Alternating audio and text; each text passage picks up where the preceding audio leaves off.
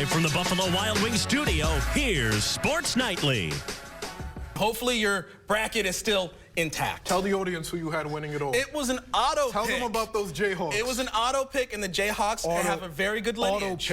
Auto pick. We're going to get to the standings later. Exactly. You'll be at the bottom, trust. But let's start with some hockey right now. Walleye taking on the Nailers. Toledo hit the score sheet less than a minute in. Colby Ambrosio gets the loose puck and finds the goal. Ambrosio netting his third goal of the year. Walleye up 1-0. Wheelan would tie it up, and then midway through the first period, Gabe Klassen, the tip-in out front, gives the Nailers a 2-1 lead. Klassen, his 15th goal of the year. Halfway through the third period, it's Mr. Sam Craggs tying the game for the Walleye, his 20th goal of the year. That ranks 4th on the team. And you know what that means? Overtime. 30% of the Walleye's games have included the extra period. And in OT, Jordan Martell squares it away. A 3-2 win for Wheelan and back-to-back losses for the Walleye. Season opener for Northview girls lacrosse taking on Central Catholic. The Lady Cats draw first blood 5 minutes in. Christina Smithers takes on Avery Marsh and finds Nylon. Northview up 1-0.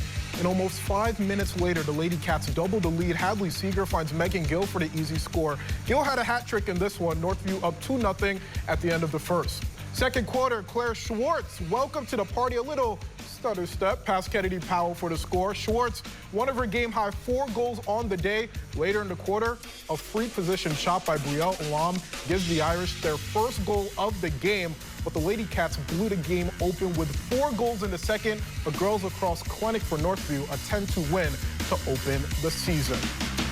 All right, let's go to girls basketball now. Tecumseh playing in the state semifinals for the first time since 1976, facing Frankenmuth. Indians trailing throughout the first half. Addie Zayak finishes a shot off glass as the deficit is down to 5. Tecumseh then turns the tides in the second half. Ashlyn Moorhead heats up from deep. She finished with 14 points.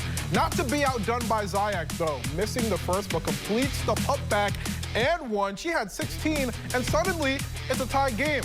The Indians take over in the fourth. Michaela Schwartz floats it up and in as Tecumseh is heading to the state championship game, 52-43, the final. And now the state championship is officially set. But here we are with Coach after the game. Hitting all the sports today, baseball, Toledo and Ohio over at Scott Park. Rockets down 5-0 in the second, trying to claw back. Caden Konzak homers to right field. Cam Gravel scores only his 5th home run of the year. Toledo pulls within 3. Later in the inning, Braden White hits it into right field. It's going to be caught for the out, but Charlie Schlovin comes home. The sac fly cuts the Ohio lead to 2. Ohio would respond with 2 runs in the 4th inning, and with a 7-3 lead, Ben Slanker puts it out of reach. A 3-run home run. Slanker back-to-back games with a homer for the 3rd time this season. Bobcats up 10-3, and why not an insurance policy in the 6th inning? Blake Reed hits a fly ball into right field. It drops for the fair ball. 2-run score, a 16-4 win for the Bobcats. Let's hit the gridiron, shall we? Coming up, go Big Ten or go home. We check in with Ohio State and Michigan football. Stay with us.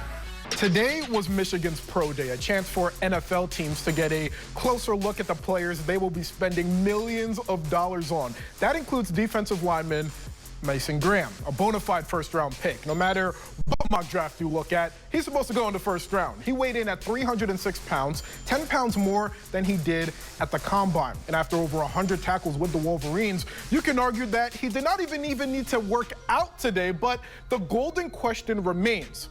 Why should an NFL team draft you? I feel like, first of all, I'm a dominant player. I feel like, I'm a great person too. Loves my team, loves winning, so that's really main for me. I mean, 9 sacks, 3 straight wins versus Ohio State, and the national title. That'll get you in the first round. But what about Josiah Stewart? Maybe not booming up the draft boards, but the guy's a dog. The pass rush win rate of over 27%, highest in the draft. A total of 14 sacks in 2 years with the Wolverines. So why should a team draft him? I feel like I'll just I'm a locker room guy. What I provide on the field, my energy, my effort, I bring guys along with me, bring guys up, and just my tenacity on the field. I mean, I'm relentless, and I hope other teammates will feed off that.